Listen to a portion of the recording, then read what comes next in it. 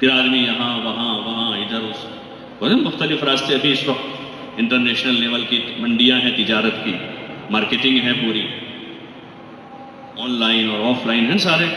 اس کے مسائل آج کل پیش آتے ہیں، علماء سے فقہاء کے پاس جاتے ہیں، وہ اس کے حکم بتاتے ہیں.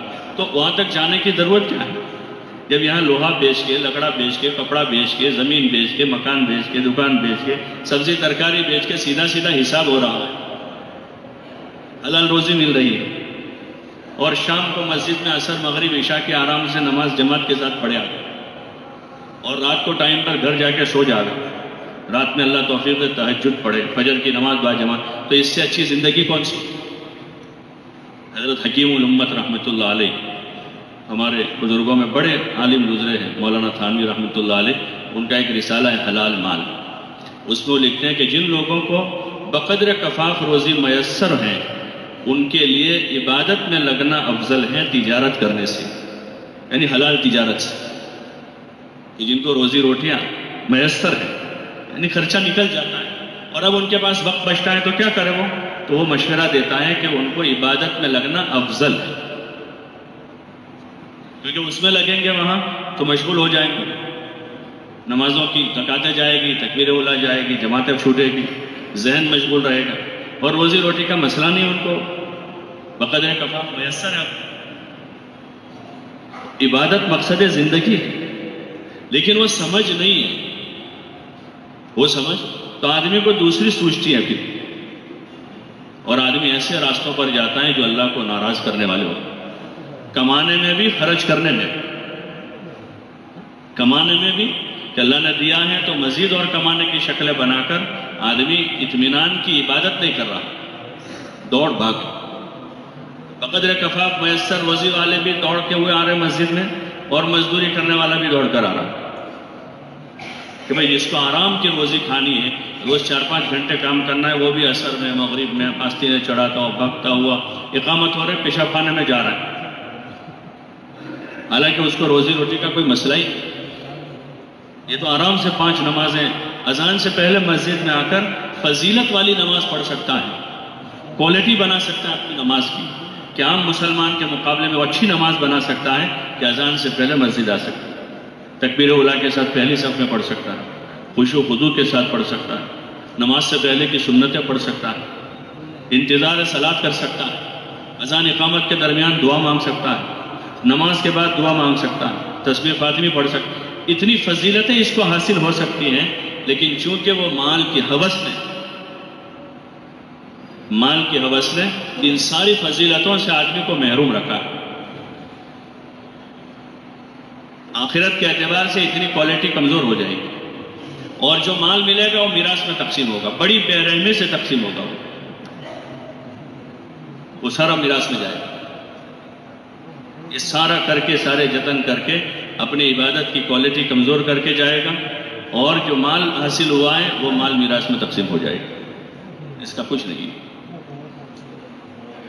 عقل مندی کی بات یہ ہے، عقل مندی کی بات یہ ہے کہ آدمی دین کی طرف متوجہ ہو اور اللہ کی مدد کا مستحق بننے کی کوشش کرے ہر حال میں، کہ میں اس کی مدد کے سائے تلے رہوں ہر حال میں. تو پھر ڈرنے کی ضرورت نہیں ہے. روزی تھوڑی ہے، گھبرانے کی، اللہ اس میں برکت کر دے، تھوڑی روزی میں برکت کرے.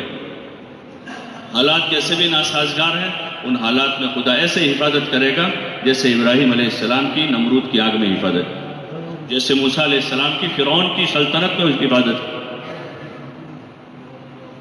سلطنت فرعون کی تھی، موسیٰ علیہ السلام کی حفاظت کی اس نے، اور اسی کے محل میں پرورش کروائی بچپن میں. سلطنت اس کی تھی، جس نے طے کر لیا تھا کہ موسیٰ کو پیدا نہیں ہونے دینا، اگر ہو گیا ہے تو اس کو قتل کرنا. پرورش اسی کے محل میں ہو گئی. یہ قدرت ہے اس کی. تو اس قدرت والے کو ساتھ میں رکھنا ہے، اس کا ساتھ نہ چلا جائے، اس کی مدد سے ہم دور نہ ہو جائیں. اس کے لیے یہ راستہ ہے جس کی تعلیم اللہ ہی نے دی، کہ ایمان اور اچھے عمل، تاکہ اللہ کا وعدہ ہمارے ساتھ ہے. اور صرف روزی روٹی کا مسئلے کا حل نہیں ہے، صرف ہماری 2-4 پریشانیوں کا مسئلہ نہیں ہے، پوری انسانیت کا مسئلہ، پوری انسانیت کا مسئلہ. پورے عالم کا مسئلہ ہے، خالی ہماری گلی محلے کا مسئلہ نہیں۔ اس وقت ہم دیکھیں کہ بہت زیادہ اگر مفکر شمار ہو تو بھائی گلی کی فکر کرتا ہے کہ گلی میں راستہ بن جاوے، بجلی کا تار آ جاوے، کیونکہ بہت یعنی آدمی بڑا فکر مند ہے، بہت درد دل ہے اس کے پاس کی اتنی فکر۔ اس امت کو تو برپا کیا گیا ہے عالم کے لیے، انسانیت کے لیے۔ کنتم خیر امت اخرجت للناس، ایک بڑے مقصد کے لیے نکالا گیا ہے، ایک بڑے مقصد کے لیے نکالا گیا، اور للناس ہے کہ پوری انسانیت کے لیے نکالا گیا ہے۔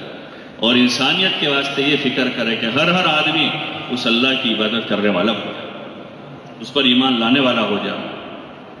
جب وہ اس پر ایمان لائے گا، اس کی عبادت کرے گا، تو اللہ تعالیٰ دنیا کا نظام ایسے لوگوں کے سپرد کرے گا جو انصاف کرنے والے، جو لوگوں کے ساتھ خیرخواہی کرنے والے ہوں، جو لوگوں کا بھلا چاہنے والے ہوں، جو لوگوں کا بھلا چاہنے والے ہوں، جو حقیقت میں، جن کے دلوں میں حقیقت میں ہمدردی اور خیرخواہی ہو۔ ورنہ اس وقت کے جو ہمدردوں کا حال، وہ ایک لطیفہ کسی نے لکھا کہ اس وقت کے ہمدردوں کا حال یہ ہے کہ ایک پریشان حال آدمی بیچارہ ایک کمرے میں رہتا تھا، 5-6 بچے تھے، مکان بہت تنگ تھا، تو کسی ایسے خیرخواہ کے پاس گیا اور اس سے کہا کہ بھائی میرا کچھ کرو، میرا گھر چھوٹا ہے، بچے زیادہ ہیں، تکلیف بہت ہے مجھے، میری کوئی مدد کرو۔ تو اس نے کہا ایک کام کر، تو ایک گدھا خرید لے۔ کیا کر لے تو؟ ایک گدھا، اور اس گدھے کو بھی اس کمرے میں باندھ دینا اپنے ساتھ، اور پھر جو ہے 20 دن کے بعد میرے پاس آ۔ تو اس نے گدھا خریدا اور کمرے میں باندھا۔ 6 بچے تو پہلے سے تھے، تو کمرے میں بھیڑ ہو گئی۔ 20 دن کے بعد وہ گیا کہ بھائی صاحب آپ نے کہا، آپ کی ہمدردانہ مشورے پر میں نے عمل کیا اور گدھا خریدا، تو میرے کمرے میں تو بھیڑ اور زیادہ ہو گئی۔ تو اس نے کہا ایک کام کر، ایک بکری خرید لے اور اس کو بھی اسی کمرے میں باندھ دے۔ پھر 20 دن کے بعد میرے پاس آ، تو پھر بھی وہ بکری خریدی، اندر باندھی اور گیا۔ اس نے بھائی پریشانی اور بڑھ گئی میری، تو 6 تھے، وہ 7واں آیا یا 8واں آیا۔ پھر اس نے کہا کہ ایک کام کر کہ ایک مرغی بھی خرید لے، اور پھر 20 دن کے بعد میرے پاس آ۔ تو پھر گیا 20 دن، بھائی وہ تو مسئلہ اور کم تھا، تو یہ صبح شام کودتی رہتی اندر گھر میں۔ پھر گیا 20 دن کے بعد، تو اس نے کہا ایک کام کر، گدھا بیچ دے۔ تو گدھا بیچا اور پھر گیا، اب تھوڑی راحت ہوئی۔ پھر گیا بولا وہ بکری بھی بیچ دے، تو بکری بیچو، بولے اور تھوڑی ہو گئی۔ پھر گیا کہ مرغی بھی بیچ دے، کہ اب تھوڑی راحت ہوگی، اب تھا تو وہیں جہاں تھا پہلے سے۔